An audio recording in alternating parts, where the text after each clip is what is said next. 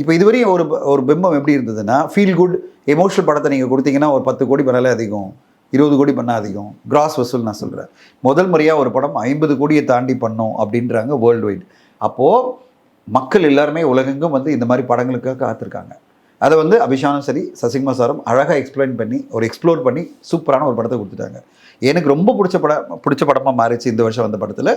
அதை விட முக்கியமாக ஒரு ஃபீல் குட் படம் எப்பவுமே ஜெயிக்கும் போது நம்மளுக்கு ஒரு நம்பிக்கை வரும்.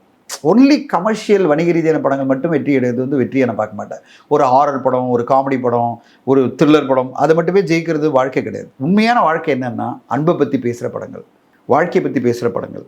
இந்த உலகத்தில் அன்பு அப்படியே தான் இருக்குது. அந்த கடைசியில் அவர் சொன்னார்ல, யார் சொன்னா நீ அகதி அப்படின்னு சொல்லும்போது தியேட்டரே கைத்தடிச்சு.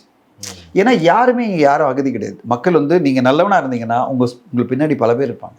நீங்கள் மற்றவங்களுக்கு நல்லது பண்ணீங்கன்னா, மற்றவங்களுக்கு அன்பு செலுத்துனீங்கன்னா பல பேர் உங்கள் பின்னாடி இருப்பாங்கன்றத இந்த படம் மூலமாக ரொம்ப சூப்பரான ஒரு கருத்தை வந்து அபிஷான் இந்த சின்ன வயசில் சொல்லியிருக்காரு.